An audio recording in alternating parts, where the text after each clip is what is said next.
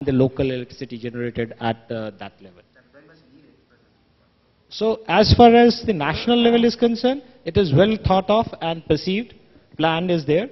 At local level, it is at concept level, but certainly that is also in the planning stage.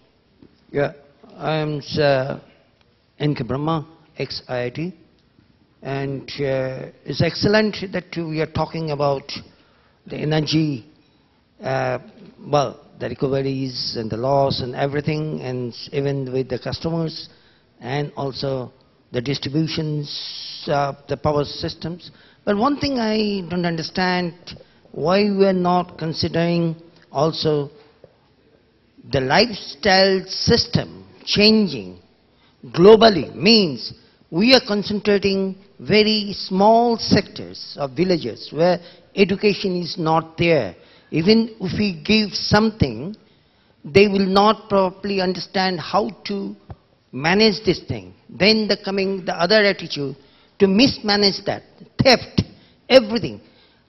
How do you actually give the policy, whether it will be enforced systems from the parliament, that some kind of system must be implemented from the top to the ground level, that system can be distributed specifically from the level of knowledge. But one thing is that there should be an enforced system, and one thing is that there should be a lifestyle changing system. How do you think that the process where the global energy demand in India, 1.25 billions, now try to understand that will be in 2 billion or somehow near in 2020. How to manage that whole system, even with all energy, what you can say, recoveries process by biomass, from the natural sources and also so-called fossil fuel, I believe that is a challenge to enforce, and the lifestyle system to be enforced with the energy concept. Yeah, we take your point, and it is seriously being considered at all policy levels. Rather, the demand side management or the lifestyle changes or the smart grid management of the system, it is entirely on this aspect to cover the aspect which you have just mentioned. So it's very much there. Rather, the energy efficiency, demand side management, smart grid management, everything what we give a lot of focus these days are to address to the concern what you have just mentioned. So it is very much in the target of all the policymakers. Yes, my name is Jörg Fromme from DFIC. I have a question on cogeneration to both of the distinguished panelists. Given the fact that we are having currently, as we heard by Dr. Mathur, only 30% in the power generation as an efficiency, and given the fact that cogeneration is more than 80, up to 88, and given the fact that we are having an increasing demand in cooling, and that you can do trigeneration with absorptive chillers nowadays very efficiently, what is the position of both of you on that? Do you see that as a competition? Would you englobe that as we have it in Europe, that utilities are going out as ESCOs installing highly efficient cogeneration plants at the industrial sites? Thank you. In India, majority of steel suppliers which requires a chemical plant that requires a cogeneration, they are free to put a captive power plant, and they do that. The standby supply is normally supplied by the utility in most cases. Since their startup power is an essential requirement for startup in case their plant shut down, and as days to come, the cost of energy will itself drive how much is the cogeneration going to go up. And it will go up, because if cogeneration efficiency is going to be higher, very correctly said, 30% is the normal thermal efficiency. If that is 30% of the normal efficiency, and if cogeneration is going to give you 60% or 65%, definitely there will be a competition. And utilities concerned like us, who have consumers who are in cogeneration, will have to see various ways of meeting these challenges, which we will do. To supplement what Mr. Mehta has just mentioned, whatever the source of your fuel or whatever the kind of generation you have, at the end of the day is the market which decides whether it is viable or not. I mean, as far as encouraging renewable, Dr. Mathur has very correctly said that you need to promote any renewable or some kind of resources which you want to promote, either through giving some kind of a support, government subsidy, or some kind of incentives at the beginning. And once the technology is at par with the commercial other source of generation, it will stand on its own feet. Similar is the case with cogen. Cogen, what has happened is initially it started with very well, but if you talk about the standalone co-generating plants, what has happened is the fuel which is being supplied locally, or in the feasibility reports, people do perceive that all the fuel will be available locally. And that becomes a problem when the plant start running. That's point number one. Point number two is, at the end of the day, you need to have an off-taker for any source of generation. And there is the challenge which has been faced by many of the co-generations in different parts of the country. Thank you very much. Good afternoon, one and all present here. My question is that can it be a community-based approach to reduce the T&D loss as also providing the meter reading purpose? Like say training for the panchayats or the village committee, particular in regard to the T&D losses and how to do the meter reading, which they can communicate the idea to other villagers. And in fact, in long term, that can be done in the meter reading as well as to promote some T&D loss reduction ideas. Can it be possible? It is possible with the cooperation of the government. It is for the government to open up this sector along with the private sector, take the expertise of the people. There can be communities, there can be village committees, panchayats, there can be education. The people should realize how much is the cost of power, how much are you consuming, what I can save. There can be even localized biogas generation in that villages which can supply locally to those villages. There are umpteen number of options that are available for doing this, and this will only bring a small of a mini revolution as far as distributed localized generation is concerned. In rural areas especially, where billing, collection, efficiency, their own generation, in due course of time, maybe 5 years or 10 years down the line, will be a revolution where people will have their own generation, they will distribute themselves, they will collect themselves, they will maintain, and they will do that. But that needs a lot of discussion, a lot of interaction, and it's a very good suggestion that can be done, and it is being adopted by some of the utilities. Yeah. Thank you, sir, for allowing me to ask the question. I am Professor T.K. Goswami of IIT Kharagpur. I am sorry that I am not from electrical engineering background. However, from the consumer point of view, I have 3 points. Number one, sir, we are in IIT where we stay in different buildings and we are allowed to shift from one building to other building after a couple of years, depending on the stage. At one point of time, when I shifted from one building, which was a new building, I started the meeting with 0 and ended up at whatever be the number. And I showed that my total bill which was collected is more than the total reading multiplied by the maximum tariff rate. I don't know whether it also happens in all other as consumers in all other aspects. I don't know. I did not get any reply from our institute authorities, neither if similar thing happen, which we don't know, with normal customers, and what could be the remedy, number one. Number two, sir, can there be any awareness program? Because the august body present here, I feel all of us don't take care of putting off the fans or lights or ACs if I am not using, any one of us are using that particular room or place. That's everywhere in whether Bengal or any other places. Everywhere. So can we bring this awareness that please save energy? We talk about, but we don't implement. Number two. Number three, I was in the morning when fan was being asked, I have a fan which is almost 70 years or even older. Till that, not a single day it was repaired, but till that it produces the coolest air in the house, and the basic thing which is required, that when a fan is being forced, air is being forced, it has to suck also. And the length is nowadays normally not provided. If gold can be 30,000 kg, 10 grams today, if I have 30,000, I can buy 10 grams. If I have 29,000, I am not buying 10 grams. Why can't you also impose that if this fan has this efficiency, then only it will go to the market, else not? Why can't that regulation be imposed?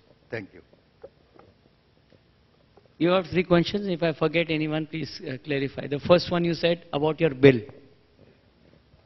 I do not know whether you get the supply from directly from the utility or the bill is raised by your institute. Our institute. No. You are. Yeah, okay. There I could make out because I have the privilege to have the numbers. But in similar place, in others, we have no. We have a meter and we get and most of us do not look into what was the meter reading. That's what is the reality. Even I don't look at my own meter reading at home. Yes, that's what is the reality. Even I don't look at. Now, yeah. Let me. As far as you are concerned, let me now generalize for the benefit of everybody. What are the options available to a consumer where he feels that his bills are higher and nobody is listening? When nobody listens to you, there is a internal grievance redressal forum appointed by the regulator within the utility.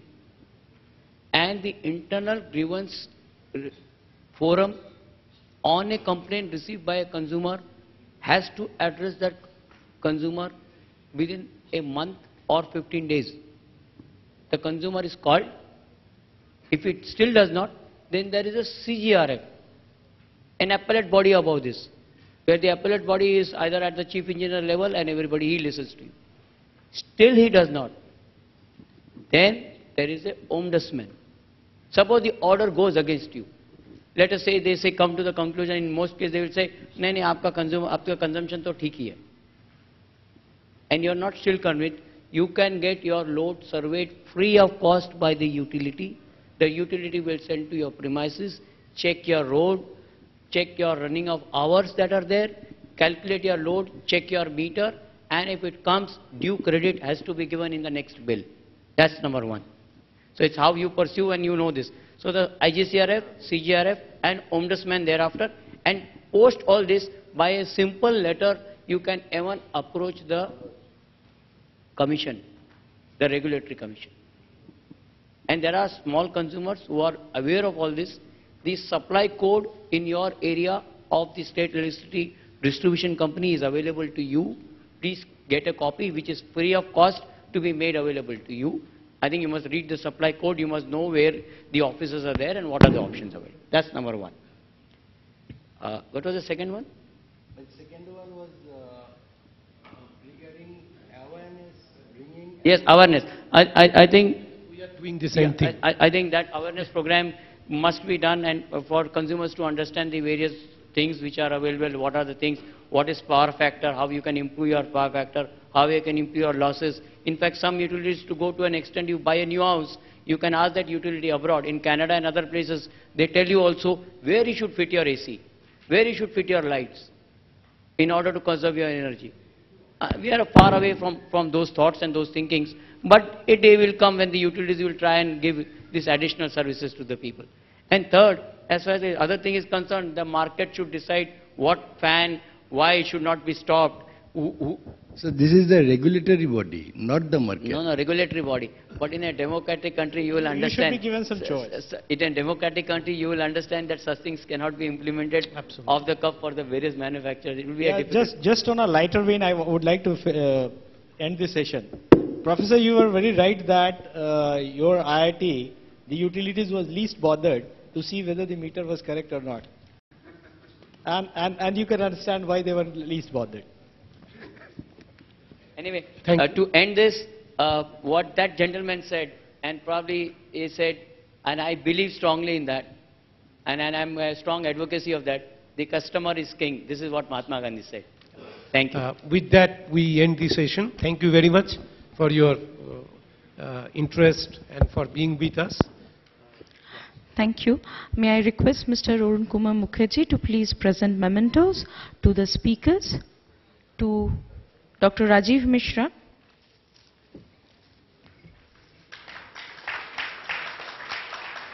and to Mr. Siddharth Mehta.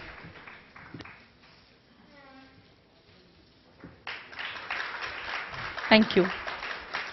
Ladies and gentlemen, there is an announcement. The presentations shared by the speakers will be uploaded on our website www.bengalchamber.com www.bengalchamber.com. You can check the presentations coming week, Wednesday onwards. Thank you. We are immediately starting the next sessions. You are requested to please be seated. We have Mr. P.S. Bhattacharya, former chairman of Coal India and now executive director of Deepak Fertilizers and Petrochemicals Corporation Limited, Pune, chairing the session. The speakers and panelists we have on the session: Dr. Frome from DFIC, Mr. Alok Goel, Country Manager, India and South Asia Region, Ballard Power Systems, Canada, Sri A.K. Debnath, Chairman cum Managing Director, Central Mine Planning and Design Institute Limited, and Mr. Shoibal Shen from Steel Plantech India Private Limited. Ladies and gentlemen, you are requested to please be seated so that we can start the session. There's no break and we are immediately starting the session.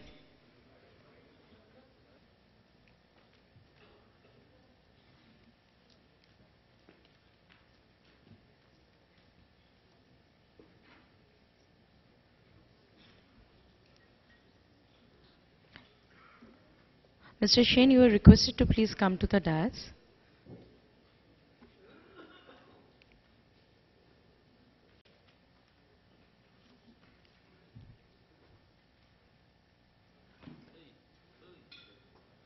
Mr. Bhattacharya to please start the session. Mr. Goel will join us any moment. Thank you.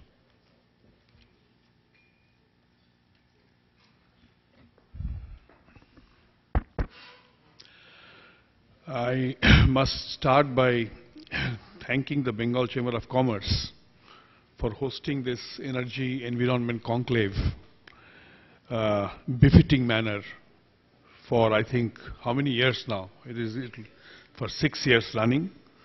This has been always a flagship program of the Chamber, and I has been present from the morning, and I find that very many interesting issues are being discussed here. I am also thankful to the Chamber for inviting me to chair this session, and what makes the thing even more enjoyable is the fact that I am not in a session where I have to answer for why coal is not available or why there is a shortage, and I'm at least staying away from those issues, so this is really nice. We had a nice morning session with Dr. Mathur and also the next session where energy efficiency was focused upon. Actually the demand side management, and what is being done in India in various manner, and how energy efficiency is being incentivized. All these things we have heard from Dr. Mathur. Here in this case, we have 4 presentations which basically talk about international experience and also experience of sustainable mining in India, where we talk about energy efficiency and renewable energy, a German experience, a techno-economic feasibility of hydrogen fuel cells. Mr. Goel will talk about it. This is a Canadian experience. Then, of course, my colleague, Mr. Debnath, the CMD of CMPDI, he was my long-time colleague. He will talk about sustainable mining in India. And in the morning session, this point of utilization of waste heat recovery was touched upon. So we are going to have, again, an international experience sharing on that from Mr. Adachi. The speakers' profiles are all there and it will be shown in due course. So I will not stand between you and the speakers, because let us hear the experiences and let us take some questions from you. That would be fine. So I would request Mr. Shaibal Sen. Okay, that's fine. So without wasting time, let me request Dr. Fromm to share his experience, the experience of Germany in energy efficiency and renewable energy. To you. Ladies and gentlemen, it's my pleasure to be here in Kolkata, a city which is joining history, tradition, but also modern technology, as we learned from the success of the distribution company. And I am heading DFIC, a German consulting company, which is also established here in Kolkata. And yesterday especially allusion has been made to the German experience. So I'm here, freshly imported from Germany, giving you some pictures and then certainly available for whatever you want to know. So that is the first thing, to share a little bit that experience. Then to talk a little bit about energy management, and maybe we don't have enough time to go into the details of co- and tri-generation. So you're aware that Germany is very densely populated, it is highly industrialized, and other than other countries in Europe, we were able to keep our industrial base. We still have 26% of our GDP being produced by industry, which is double the share of some other industrial nations in Germany, and some of it is energy intensive, like the steel industry and the big chemicals like BASF and Bayer. On the other hand, we are rich in people, hopefully in mind, but pure in natural resources. So we have some coal, and that is getting much too expensive, being now at 1,200, 1,400 meters. So if we are finally phasing it out, we are relying thus completely on imports, really what is our fossil fuels. And we have actually started to look at energy in terms of energy efficiency already in the second half of the 70s. And during my studies there, that was just happening, the first oil price shock. So I was also getting into the energy field at that time. And that's where we started also with energy policies. And I still remember at the late 70s we had a first program for refurbishing buildings, where the government gave 4 billion euro of subsidies to the consumer to refurbish his buildings. That was one of the first big things after the oil price shocks. So we have a lot of different regulations and so on, but maybe one thing as compared to the Indian context, I think we like to obey it in Germany very much to the rules, but still we prefer the carrot to the stick. So our success in energy efficiency is much more on incentives than on regulations. We hand out incentives to the consumers if they go for certain energy efficiency, be it direct subsidies, be it loans for, by the way, industry as well as households. What you basically see here, that on the right, oil obviously on the total energy bill remains important due to the fact that Germans do love cars. But then I think the thing to take away from here is that coal on the top left was 70% and is reduced and is in a certain way replaced by renewables. The light blue there was about 7% in the total final energy consumption. Now, renewable is certainly important for the power generation, and at the end of 2012 we had 22% of our energy being generated by renewable energies, and we are not so lucky like Scandinavia or Austria to have a lot of hydro. So really that does come from new renewables, which is photovoltaics and wind. And you see that photovoltaics is only 4.6% as opposed to wind being 7.3%. Everybody talks about the Germans being crazy, installing and paying so much for solar energy, whereas yes, you're right, we have 1,000 hours of sunshine and you have 2,000 in some areas more.